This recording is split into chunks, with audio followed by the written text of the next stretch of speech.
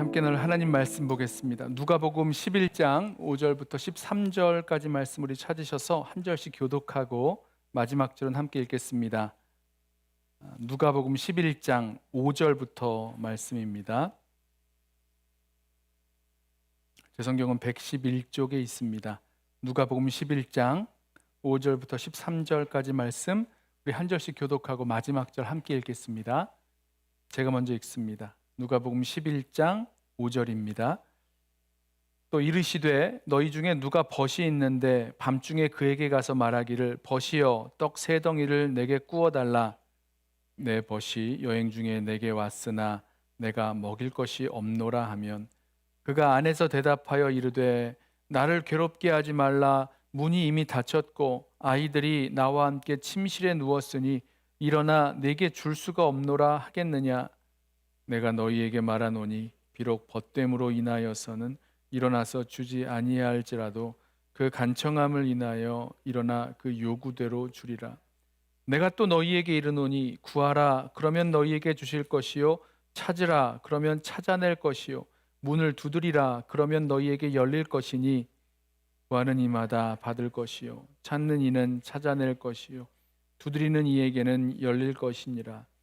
너희 중에 아버지 된 자로서 누가 아들이 생선을 달라 하는데 생선 대신에 뱀을 주며 알을 달라 하는데 전갈을 주겠느냐. 함께 읽습니다.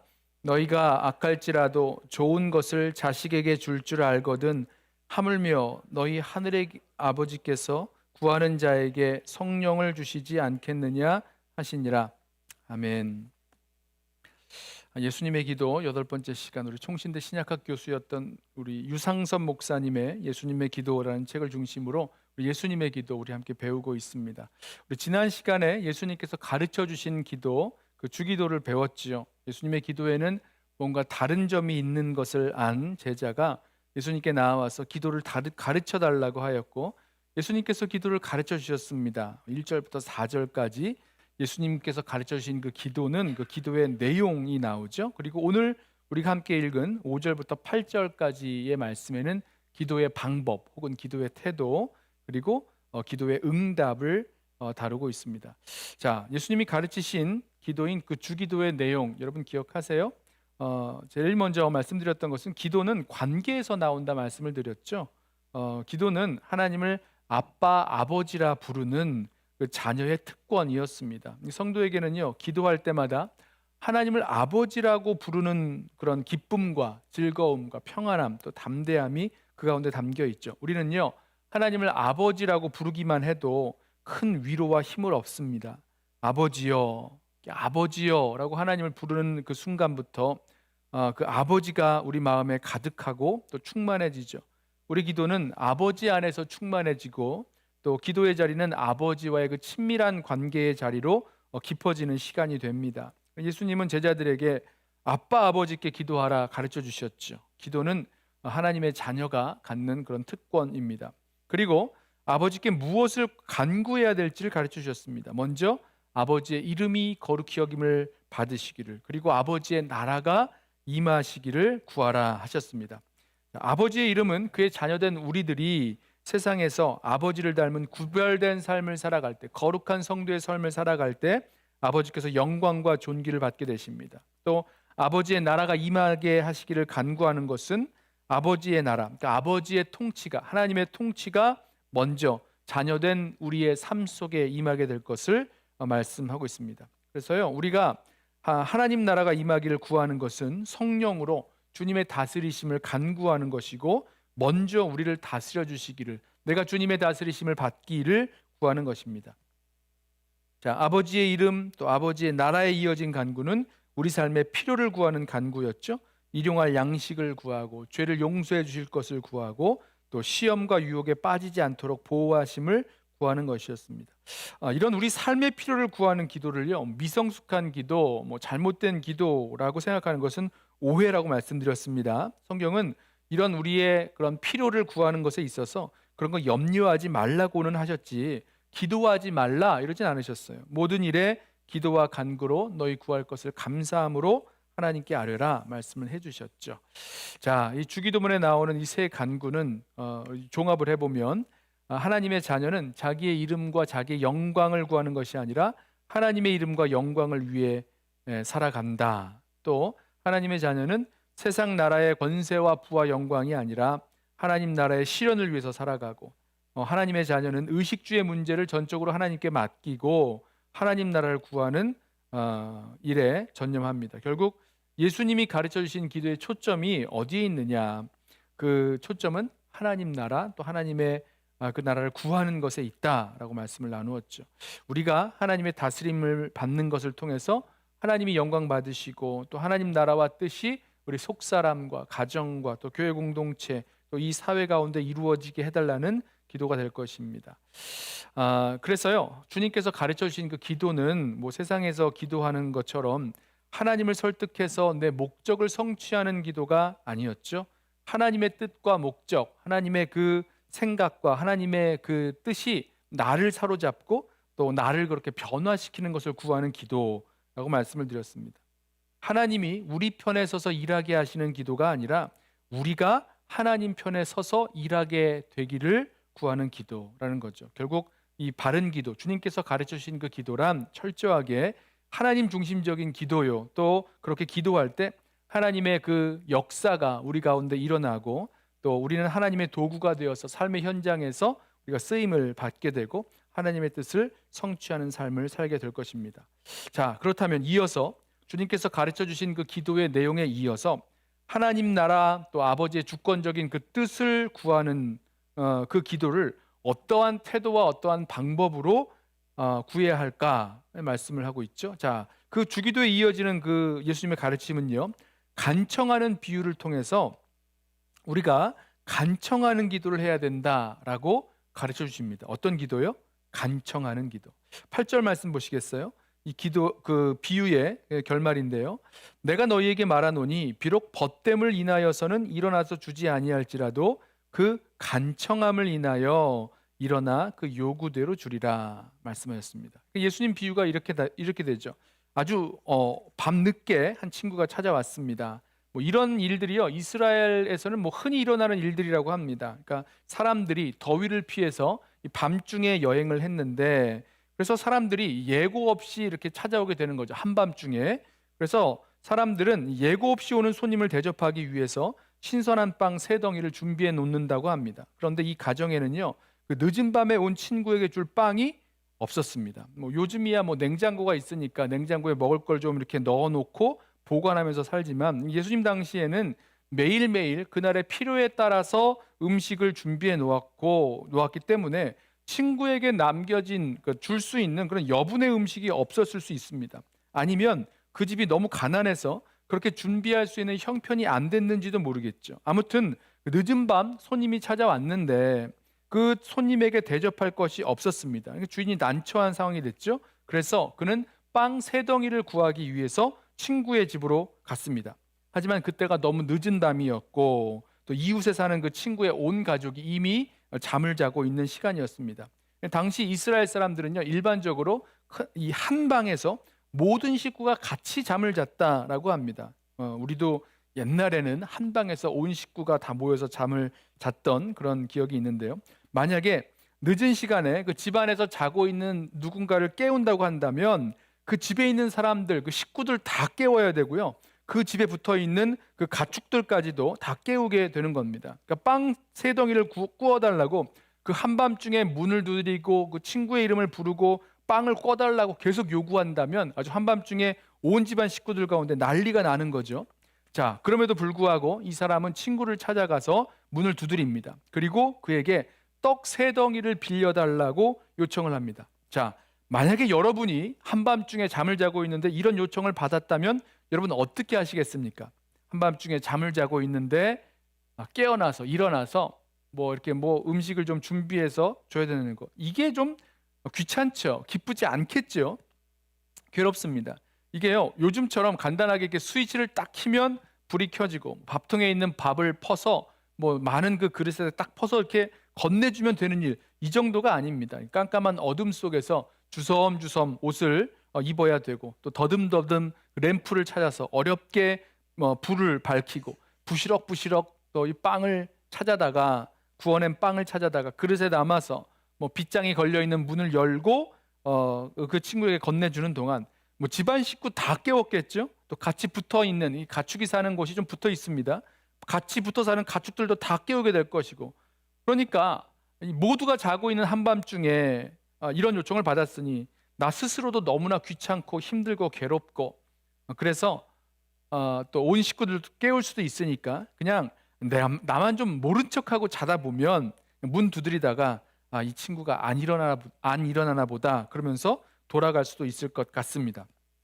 그런데 당시 문화에 비추어 보면요, 이 손님에게 줄 빵을 구하는 그 사람을 모른 척하는 것은요, 손님 대접의 그 미덕을 저버리는 일이라고 합니다. 그 당시에는 어느 마을에 손님이 이렇게 오면 그 손님은 그 한 사람의 손님이 아니라 온 마을의 손님이나 마찬가지였고, 또 손님 대접을 위해서 먹을 것을 구한다면 그때는 빌려줘야 하는 것, 그것이 이제 마을의 미덕이고, 또 그 손님 대접에 필요한 것을 빌려주는 것이 서로에게 책임이 있었다라고 합니다. 하지만 그 이웃집 친구는 빵을 빌려달라는 요구를 거절하고 있었다는 거죠. 그래서 그 손님을 맞이한 친구는요, 아주 그냥 당당하게 또 아주 끝까지 그 문을 두드리면서 간청하여 그 빵을 달라고 구할 수밖에 없었습니다. 자, 이웃집의 친구가 일어날 때까지 대문을 계속해서 두드리고 그 이름을 부르고 빵 3덩이를 빌려달라고 계속 요구했기 때문에 결국은 얻어낸 거죠. 그리고 나서 예수님 말씀하시기를 주님의 뜻을 구하는 기도를 할 때는 이와 같이 간청하는 기도를 해야 된다라고 말씀하시는 겁니다. 사실 좀 이런 걸 들어보신 적이 있겠지만 이 간청하는 기도, 뭐 간청기도 아니면 강청기도, 이거를 이제 비판하는 경우를 좀 들어보신 적이 있을 거예요. 아니, 꼭 그렇게 간청해야지만 하나님께서 응답하시느냐, 뭐 이런 비판이죠. 그런 간청하는 기도에 대한 가르침은 잘못된 이해다. 하나님께 꼭 때를 써야만 하나님이 이렇게 때를 쓰고 강청해야지만 하나님께서 기도를 들어주시는 분으로 잘못 생각하게 만든다, 뭐 이런 비판입니다. 우리가 간청하지 않더라도 하나님은 우리에게 필요한 모든 것을 아시기 때문에 우리가 구하는 것을 속히 주실 것이다, 이렇게 설명을 하고 주장을 하죠. 하지만 분명한 것은요, 오늘 말씀을 보면 예수님께서 우리의 기도의 그 태도와 방법을 말씀하실 때 분명히 간청함이라고 말씀하시다고 계시다는 겁니다. 아까 읽었죠? 8절에 비록 벗됨으로 인하여서는 일어나서 주지 아니할지라도 그 간청함을 인하여 일어나 그 요구대로 주리라 말씀하셨어요. 또 이 이어지는 말씀을 보면, 이 간청해서 기도하는 것에 대한 말씀에서 이어지는 말씀을 보면 구하라, 찾으라, 문을 두드리라, 이거 다 기도에 대한 말씀이잖아요. 자, 이렇게 구하고 찾고 두드리라, 분명히 간청하는 기도에 대해서 말씀하고 계시는 것이 분명합니다. 자, 저는 왜 이런 그 강청하는 기도, 또 간청하는 기도에 대한 비판하는 그 글들을 몇 개를 좀 읽어보았는데, 그 이유를 보았더니 공통점이 하나 있는데, 이 간청하는 기도의 내용이요, 그 간청의 내용, 뭘 간청하느냐의 그 간청이 세상적인 소원 성취를 위한 간청이라거나 아니면 뭐 지성이면 감천이라는 식의 그런 간절한 간청으로 간주하고 있는 것을 보았습니다. 그런데 이 간청하는 친구의 비유에 나오는 이 간청의 내용은요, 이미 예수님께서 말씀해 주신 것이 그 앞에 나와 있다라는 거예요. 그러니까 이 간청은 세상적인 뭐 개인적인 소원 성취를 말하는 간청은 아닙니다. 또 물론 이 비유에 나오는 걸 보면요, 이 간청하는 게 자기 자신을 위해서 간청하는 게 아니라 그 찾아온 친구를 위하여 간청하는 게 되잖아요. 아무튼 이 간청하는 친구의 비유에 나오는 간청은 세상적인 소원 성취, 뭐 개인적인 소원 성취를 말하고 있는 간청이 아니라는 겁니다. 왜냐하면 앞에서 예수님께서 가르쳐 주신 그 기도에 이미 그 간청의 내용이 나와 있잖아요. 우리 읽었잖아요. 이미 앞에서 간청해야 할 그 기도의 내용이 나와 있습니다. 하나님 아버지의 이름과 아버지의 나라와 아버지의 뜻을 구하는 기도, 그것을 먼저 구하는 그런 간구를 말하고 있는 거죠. 한번 생각해 보세요. 그런데 우리가 나의 문제, 자기의 문제를 위해서 기도할 때는 간절하게 기도하기도 하지만 하나님 아버지의 이름이 거룩히 여김을 받으시기를 위해서 간절히 기도하는가? 아니면 아버지의 나라, 아버지의 통치가 우리 가운데 이루어지고 아버지의 뜻을 구하는 그 기도에 있어서 정말로 간절하고 애절하게 기도한 적이 있는가? 한번 저와 여러분을 돌아볼 수 있는 시간 되길 원합니다. 우리는요, 나 자신의 문제를 놓고 기도할 때는 또 모든 정성을 들여서 애절하게 기도할 수 있습니다. 하지만 하나님의 나라, 하나님의 이름, 하나님의 뜻을 위하여 구할 때는 그만큼 간절하게, 정말로 그것이 우리에게 필요한 줄로 알고 간절하고 절박하게 구하며 기도하지 않는 것 같습니다. 자, 제가 드리려는 말씀 이해되세요? 그러니까 지금 예수님께서 말씀하시는 그 간청하는 기도, 강청하는 기도는 아버지 하나님의 이름이 거룩히 여김을 받으시고 하나님의 나라, 또 하나님의 뜻을 위한 그런 간청하는 기도라는 말씀입니다. 그래서요, 예수님의 이 비유를 연결시켜 보면 하나님의 나라, 하나님의 이름, 하나님의 뜻을 간청하며 간절히 구하라는 말씀이 되겠습니다. 그렇다면 왜 이 간청하는 기도를 해야 하는가? 자, 하나님 아버지가 이렇게 아까 그 비유에 나오는 그 친구처럼 정말 귀찮아서 또 너무 괴로워서 빵을 주지 않으려는 그런 이웃집 친구 같은 분이시기 때문에 간청을 해야 됩니까? 그렇지 않다는 거죠. 여러분, 하나님은 선하신 하나님이십니다. 또 우리에게 가장 좋은 것을 주기 원하시는 그런 하나님이세요.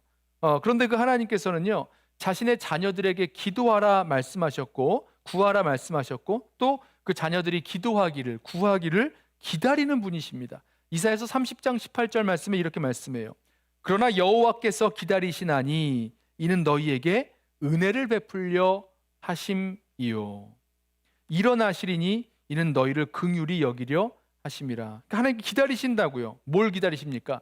은혜 베풀기를 기다리시는 하나님이시다 말씀합니다. 그러니까 하나님은요, 처음부터 우리에게 주기로 계획하신 것을 주기를 기뻐하세요. 원하십니다. 그러나 그 자녀들이 그것을 놓고 간청하여 기도하기를 원하신다는 겁니다. 그 이유가 있죠.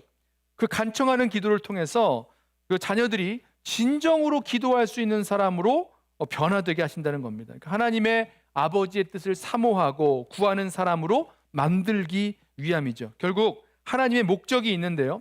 기도의 응답, 어떤 것에 대한 간청, 또 간구, 또 그것에 대한 응답, 그 기도의 응답 자체보다 그의 자녀들이 하나님 아버지와 더 깊은 사귐의 교제, 그런 깊은 기도를 하게 하는데 그 목적이 있습니다. 계속적으로 간청하는 기도를 통해 점점 더 하나님 아버지께서 원하는 그런 구별된 사람으로 변화되는데 그 목적이 있는 거죠. 그래서요, 계속 간절하게 간구하도록 또 기도의 응답을 의도적으로 지연시키기도 하십니다. 그 결과 우리는 자연스럽게 그렇게 구하는 행동, 그러니까 기도로 구하잖아요. 구하는 행동에서 정말로 내가 구하는 사람, 구하는 자로, 또 찾는 행동에서 찾는 자로, 또 문을 두드리는 행동에서 문을 두드리는 자로 변화된다는 겁니다. 바뀌어진다는 거예요. 다시 말씀드리면 하나님 아버지께 구하고 찾고 두드리는 그 기도가 우리의 본성과 성질, 또 우리의 그런 본 모습으로 변화된다는 거죠. 아버지께서는요, 그의 아들 예수 그리스도의 피 공로로 자기의 자녀를 삼으신 이 성도들이 계속해서 간절하고 절박한 기도를 통해서 하나님 아버지와 영원한 사귐과 교제를 가지시기를 원하십니다. 저는 이 말씀을 준비하면서 정말 우리는 간절하게 하나님 나라, 하나님의 다스리심을 구하며 기도하는 자녀들인가, 우리 자신을 좀 돌아보게 됩니다. 우리를 통해서 하나님의 이름이 높임 받으시기를 정말로 간절히 원하며 애타게 기도하고 있었는가? 아니면 예수님께서 가르쳐주신 그 기도를 통해서 우리가 그런 하나님께 기도하는 그런 자녀로 변화되어 가는 그 길을 우리가 꼭 걸어갈 수 있기를 원합니다. 이게 우리 힘으로는 안 돼요. 우리 힘으로는 안 되는 것을 알기 때문에 하나님의 다스림, 하나님의 통치가 우리에게 얼마나 필요한지를 알게 되고 구하게 되고, 또 우리가 사는 이 세상에 하나님의 통치가 얼마나 필요한지를 알게 되고 구하게 되고, 또 그 하나님, 그 선하신 하나님, 좋으신 하나님, 그 하나님을 알고 사랑하고 높이게 될 때 이런 기도, 하나님 나라를 구하는 간절한 기도가 우리에게서 나오게 되고, 또 그 기도를 하면서 우리가 그렇게 변화되어 간다는 것입니다. 그 기도 속에서 하나님을 점점 더 알게 되고 또 깊고 풍성한 하나님과의 교제의 자리로 나아가게 될 것입니다. 자, 이렇게 하나님께 계속해서 간청하며 기도하는 자에게 응답을 하시는데요. 어떻게 응답하시는가? 자, 9절과 10절에서는요. 기도 응답에 대한 일반적인 설명이 나오죠. 9절부터 10절 말씀입니다.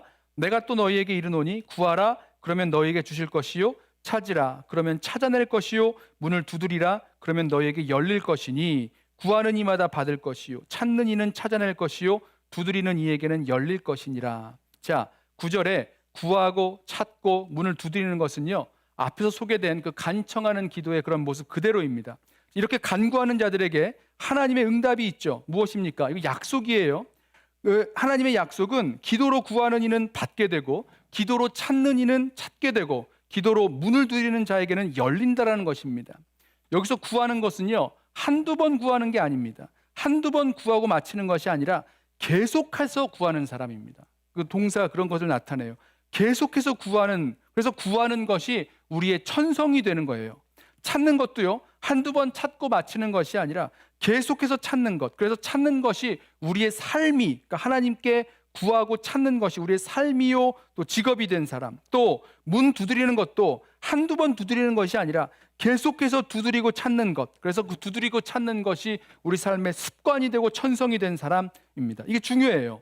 여러분, 이렇게 하나님의 뜻, 하나님의 다스리심을 늘 구하는 사람, 하나님의 다스리심이 내 삶 속에서 일어나기를 늘 찾고 구하는 사람, 바로 이런 사람이 되어가는 것입니다. 여러분 생각해 보세요. 우리는요, 그런 사람으로 태어나지를 않았습니다. 하지만 예수님께서 가르치신 이 강청 기도를 통해서 정말로 하나님 나라와 그의 의를 구하는 자로 변화되는 것이고, 그리고 하나님은 이 간청하는 하나님의 자녀에게 응답하십니다. 자, 11절과 11절부터 이 지상에 있는 아버지와 인간의 아버지와 또 하나님 아버지의 응답을 비교해서 설명하시죠. 11절, 너희 중에 아버지 된 자로서 누가 아들이 생선을 달라 하는데 생선 대신에 뱀을 주며 알을 달라 하는데 전갈을 주겠느냐? 너희가 악할지라도 좋은 것을 자식에게 줄 줄 알거든 하물며 너희 하늘 아버지께서 구하는 자에게 성령을 주시지 않겠느냐 하시니라.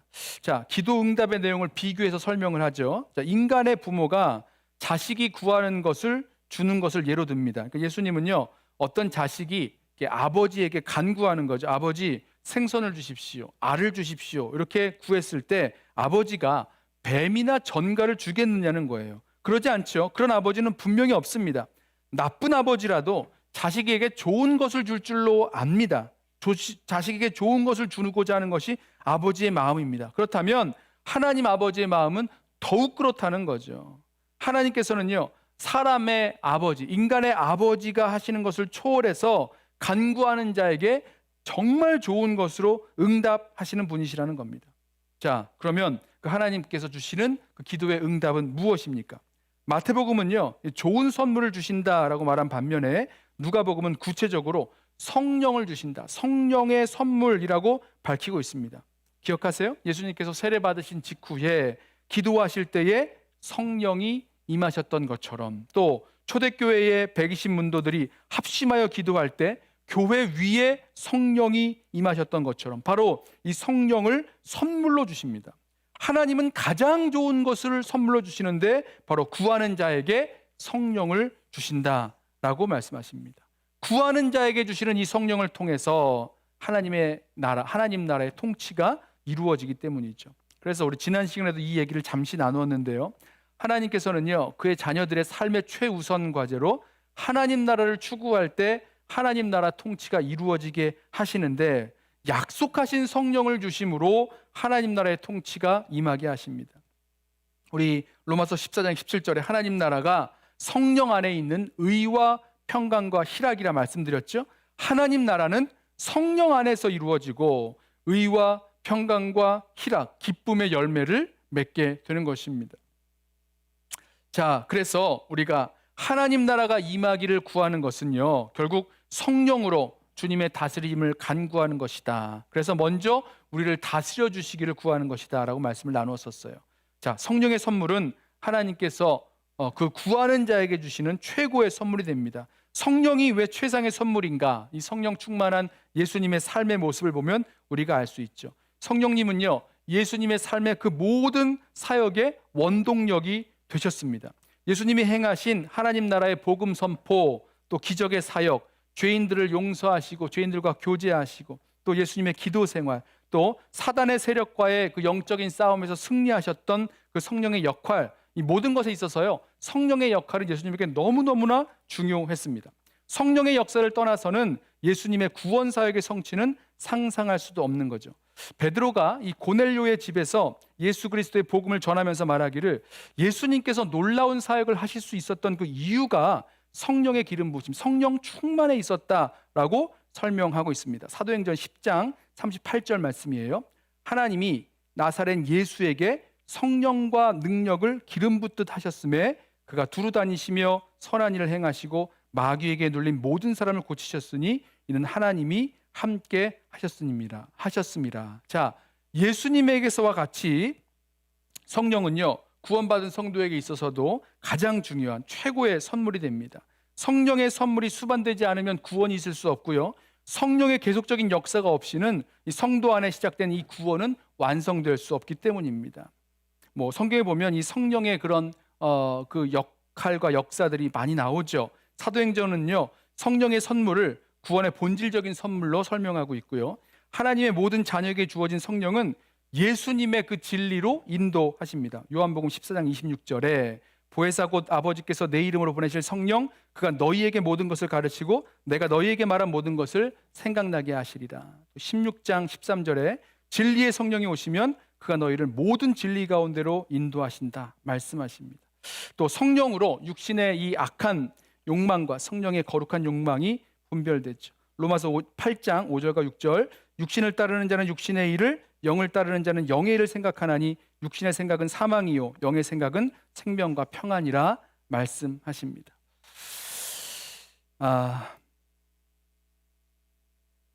성령께서는 신자 속에 아직도 제거되어야 할 더럽고 추한 옛사람의 모습을 드러내어 주 예수님의 십자가 밑에 내려놓도록 도우시고, 부활하신 주님 안에 있는 온전하고 거룩한 새 사람을 계속 입도록 우리를 변화시켜 나가십니다. 이 과정을 통해서 하나님 말씀에 합한 그런 성도의 모습으로 성화된 사람으로 살게 하시죠. 그래서 하나님께서 기도의 응답으로 주시는 이 성령은 최고의 선물이 되는 거죠. 그리고 이 하나님의 응답은 정말로 우리에게 필요하고 놀라운 선물이 됩니다.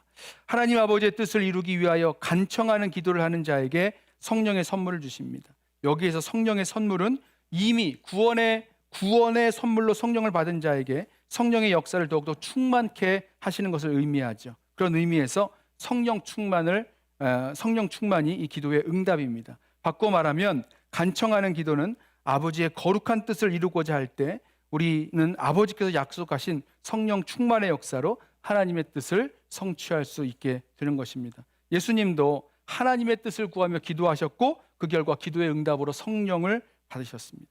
예수님께서 기도의 응답으로 성령의 충만함과 성령의 능력을 계속 체험하셨는데, 예수님께서 이렇게 기도하시는 분으로 사셨고 기도로 성령 충만을 하는 삶을 사셨다면 우리도 기도로 간구하고 성령 충만의 삶을 살아야 될 줄로 믿습니다. 우리 함께 기도하겠습니다. 오늘 주신 말씀 붙들고 우리 함께 기도하시죠. 우리 유준 목사님, 우리 기도 인도를 좀 부탁을 드리겠습니다.